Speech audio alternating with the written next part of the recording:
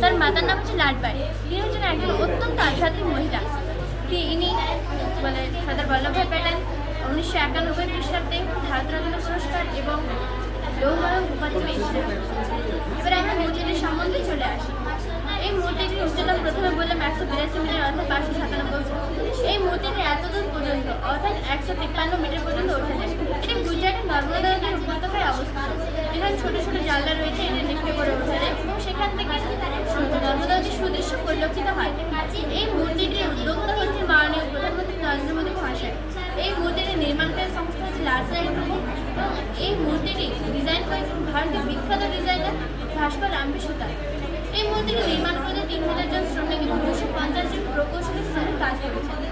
আপনাদের কোনো প্রশ্ন আসবে যে এটি বিশ্বের সবচেয়ে উঁচু মূর্তি হওয়া সত্ত্বেও পড়ে যায় না কেন? এটি 180 কিলোমিটার বায়ু সহ্য করতে পারে এবং রিক্টার স্কেলে উঠে যাওয়া 6.5 মাত্রাকে সহ্য করতে পারে। বর্তমানে সর্দার বল্লভভাই প্যাটেলের 150তম জন্মবার্ষিকীতে এখানে বিশাল অনুষ্ঠানের আয়োজন করা হয়েছিল, যেখানে আমাদের প্রধানমন্ত্রী মহাশয় এবং এনার বক্তব্যটা এসেছেন। এটি রাষ্ট্রীয় একাদশ দিবস হিসেবে আমাদের কাছে পরিচিত। Thank you.